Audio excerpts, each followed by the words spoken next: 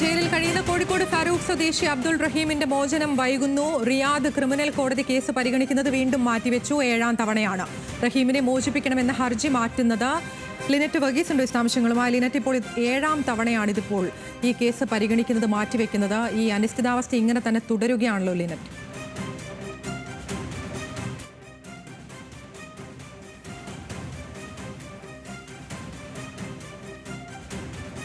ഇങ്ങനെ മാറ്റിവെക്കുന്നത് 2006-ൽ സൗദിയിലെത്തിയ അബ്ദുൾ റഹീമാണ് ഇത്തരത്തിലൊരു സൗദി ബാലന്റെ മരണവുമായി ബന്ധപ്പെട്ട കൊലപാതക കുറ്റത്തിന് സൗദി റിയാദിൽ ജയിലിൽ കഴിയുന്നത്. അദ്ദേഹത്തിന് വധശിക്ഷ അടക്കം പ്രഖ്യാപിച്ചിരുന്നത് മാറ്റിവെക്കാനായി 36 കോടിയോളം രൂപയാണ് മോചനദ്രവ്യവും മറ്റ് വക്കീൽ ഫീസും ഒക്കെയായി കുടുംബവും ഈ നാട്ടുകാരും ഒക്കെ തന്നെ ചേർന്ന് പണം അടച്ചിരുന്നു.